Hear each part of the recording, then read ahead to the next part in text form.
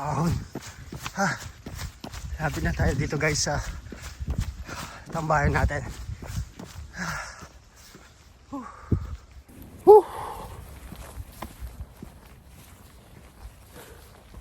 Pahinga muna tayo guys. Init. Grabe.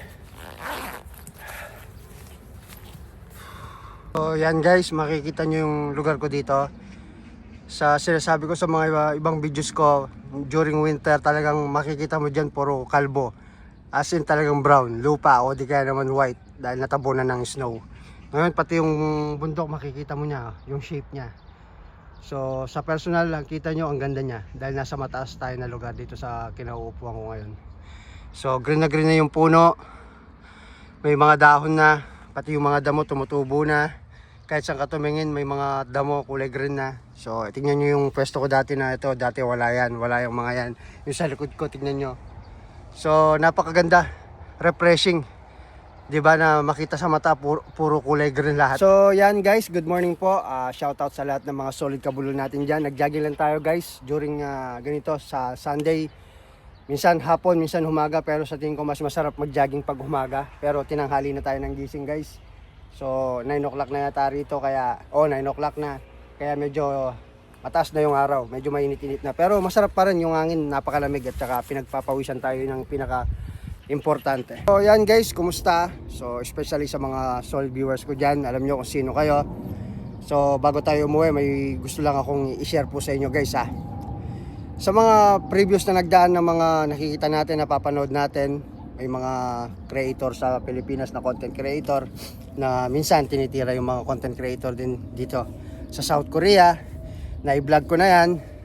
May mga ibang content creator naman na nagbibigay ng tips paano may pasa ang exam. May mga content creator din dito na nagpapakita katulad ko, nagbibigay ng motivation, inspiration, at saka nagpapalakas ng loob ng mga kapwa ko dati na IPS aspirant na gustong makapagtrabaho po rito. So iba't iba, may mga magaganda, mas marami yung mas magagandang content yung ginagawa ng mga content creator dito eh. Sa kabila ng mga pagdagsa ng mga dumadating na mga bagong EPS aspirant dito o yung mga bagong dating na EPS dito na factory worker, minsan pagkalipas lang ng ilang buwan nagiging vlogger na rin sila. Kaya dumadami. Pero ako, alam ko naman napakadami na nila, talagang nasa YouTube lang tayo. So marami kasi nagtatanong, nagpi-PM sa akin, may share ko lang kung bakit hindi daw ako mag-upload sa FB o kaya naman sa TikTok.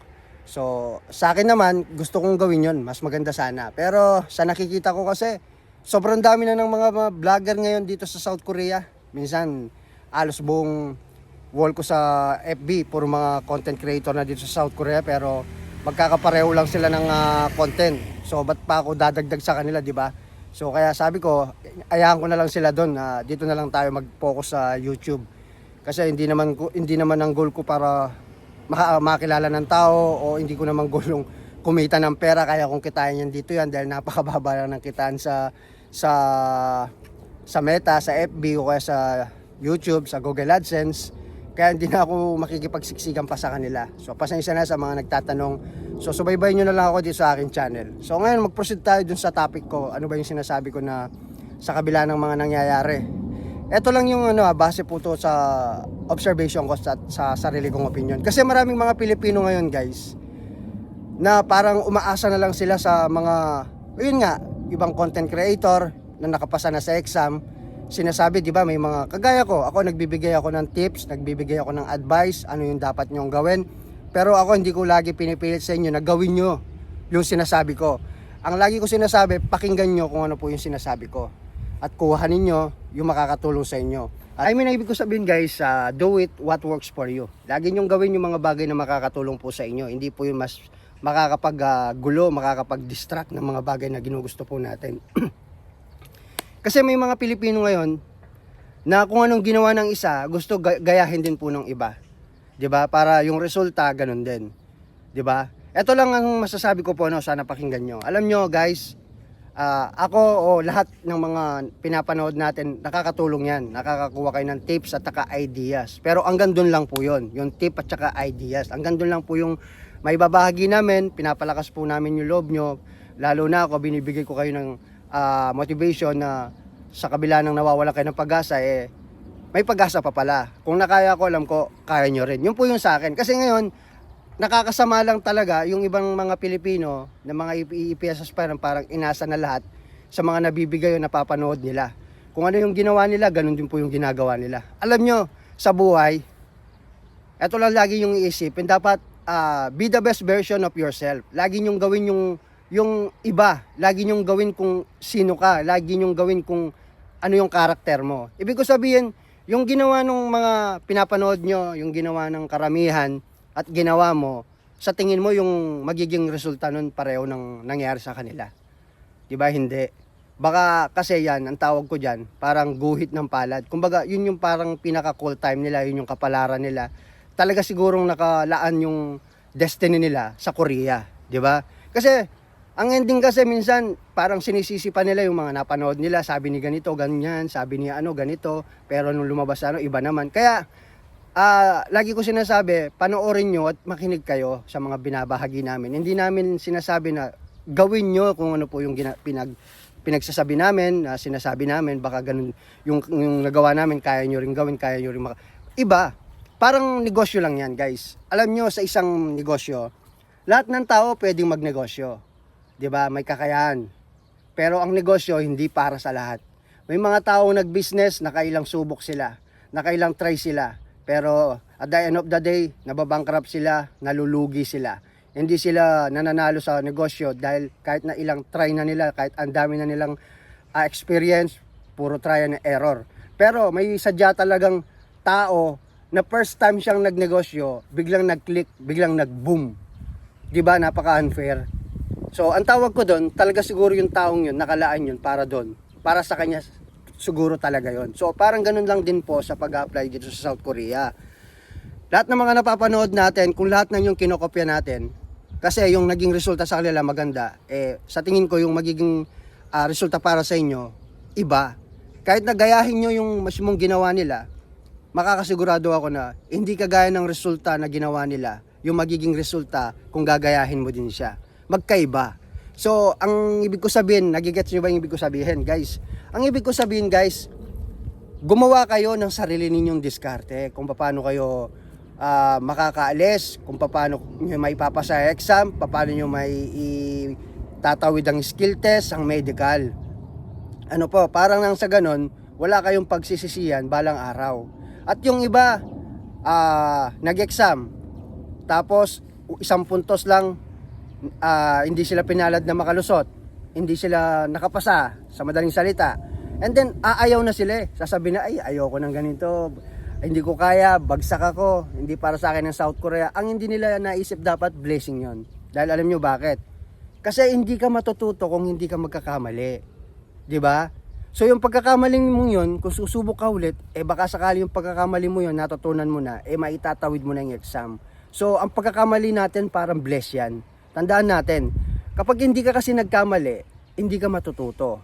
Ngayon, pag hindi ka natuto, hindi ka magbabago. 'Di ba? So, ganun lang po yung mga opinion ko sa mga bagay-bagay na yan. Kasi maraming mga baguhan ngayon, tama nga naman na nasa roster, minsan nauusaran sila ng mga previous na nakapag-exam, yung mga late na, yung mga nauna sa kanila na nag-exam, hanggang ngayon nasa Pinas pa, naghihintay ng employer, pero nakakaalis na mauna yung mga naunang yung mga previous o bagong exam pa lamang na nakakapasa, bagong passer, 'di ba? So maraming paliwanagan diyan, ay merong malalim na usapin patungkol diyan. Ang nakakaalam diyan, HRD Korea at saka DMW. So ang nasagap kong balita kasi daw ata ang HRD may quota na hinihingi. Ngayon hindi ko alam kung paano yung diskarte o yung hindi, parang hindi nagtatali. Kaya naman tumatambak yung mga kababayan natin hanggang ngayon, nasa Pilipinas pa yung mga passers na napakadami naghihintay. Dati kasi, almost papaalisin muna yung mga lahat na nakapasa bago magpa-exam ulit. Pero parang ibang nangyari ngayon, gawa ng nagkagulo nung pandemic. So, kayo, habang naghihintay kayo dito sa South Korea, i-enjoy nyo yung proseso, guys. Kasi may proseso lahat ng mga bagay, guys. Habang naghihintay kayo, kung passer na kayo, maghanap kayo ng trabaho.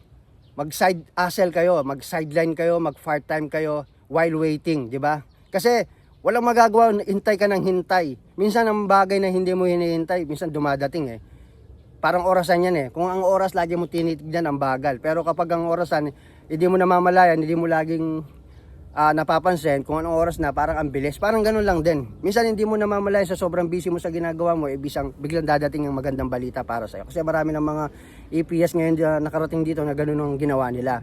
Instead of complain, instead of naboboard kayo sa kakahintay, alam nyo, dadating at dadating yung oras para po sa inyo, guys.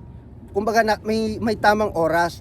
Lagi ko rin sinasabi, when the time is right, you and the Lord will make it happen. Mangyayari at mangyayari yan. Kahit ilang bagyo pa ang dumating, walang sino man ang makakaharang o sagabal na harang sa pagpunta mo rito sa South Korea kung nakapasa ka na. Ang isipin mo, maswerte pa nga kayo Kayo, naghihintay na lang ng employer, nakapasa na kayo sa exam. Yung iba, iniisip kung paano nila may tatawid yung exam, di ba? So, kumbaga sa play safe na kayo, blessing na kayo dahil naitawid nyo sa kabila na napakahirap ng exam ngayon. Pero siyempre, aside from that, hindi po kayo pwedeng makampante. Kailangan alagaan nyo yung sarili nyo, particular na at especially sa health po ninyo, kalusugan ninyo, dahil yung medical minsan, nabibigla na lang tayo. Alam natin, healthy tayo, biglang mayroong magkakaroon tayo ng hindi inaasahang problema patungkol sa ating kalusugan. Kaya kailangan lagi kayong healthy tsaka stay fit sa trabaho, fit to work. Yun po yun. So yun lang guys, na ibahagi ko lang, na-share ko lang po sa inyo. Naisip ko lang bigla kagabi na ibahagi ko po ito sa inyo. Nang sa ganon, kahit paano maibsan man lang yung mga alalahanin ninyo sa sarili nyo. Huwag po kayong masyadong pa-stress. Huwag kayong masyadong mag-isip. Overthinking minsan hindi nakakatulong yan. I-enjoy lang natin ang buhay guys. Ang daming taong ang daming taong may problema na mas mabigat pa sa pinagdadaanan natin, pero patuloy po sila lumalaban, nagiging positibo sa kabila ng lahat ng mga pinagdadaanan nila.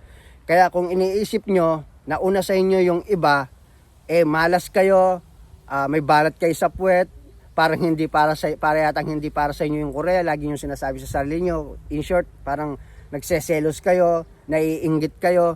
Huwag nyo pong isipin yon. Alam nyo po yon. Ang isipin nyo marahil na una lamang po sila. Hindi kabawasan ng blessings na matatanggap na para sa inyo, yung blessing na nare-receive nila. Kung nauna sila, yung para sa'yo, parang ang dating parang kinuha na nila. Hindi po ganon. Nauna lang sila. Yung blessing, hindi yon nabawas, hindi kabawasan sa matatanggap mong blessings na bibigay sa'yo na nasa taas, sa kabila ng nauna sa'yo yung iba. Yung sa'yo, dadating yan sa tamang panahon, sa tamang oras. Make sure lang pag dumating yun, handa ka na at ready ka na. Dahil hindi biro rin po ang pagdadaanan nyo rito. Sa kabila ng natatanggap natin, nababasa, nababalitaan, nagtatrending sa social media, higit pa doon ang realidad. Marami rito na buhay na patunay na minsan mini-message ako, Kabulol, totoo pala sinasabi mo. Na pagdating mo rito, ibang-iba talaga ang trabaho. Kaya minsan sa kakamadali natin, minsan dyan pa tayo napapahatid, di ba? Kaya siguraduhin lang natin, pag nadapa, mabilis at marunong tayong bumangon ulit. Yun po yung pinaka-importante sa lahat. Di ba? Huwag po kayong masyadong mag-overthinking, may stress, mag-overpanic sa mga nangyayari. Lahat po ng EPS na nakarating dito, pinagdaanan yan. O paano guys? Mamaya na lang ulit. Aray, sakit na likod ko guys. So, jajagingin ko pa yung pahon nito hanggang makarating tayo dun sa factory natin. So, God bless us all. Stay safe. At be patient lang at focus lamang po sa inyong goal, sa ating goal. Pakakarating tayo sa pupuntahan natin. Huwag lang kayong magmadali. Talagang ganyan ang pag-abot sa pangarap. Walang shortcut. Hindi yan kape na 3-in-1 na instant na iinumin mo na lang. Diba? So, kailangan mo pagdaanan yung mga struggle, failure, stress, distraction, rejection, patungo sa minimithi mo sa buhay. Yan ang pinaka-importanteng sangkap sa tagumpay ng isang tao. Lagi niyo pong tatandaan niya. So paano guys? Kita-kita na yung susunod na video. It's me again, Christoph TV Channel. Buhay abroad ko dito sa bansang South Korea. Napakaganda ng Korea guys. Pag summer, pag tag-sibol, spring. O siya, takbo na tayo guys.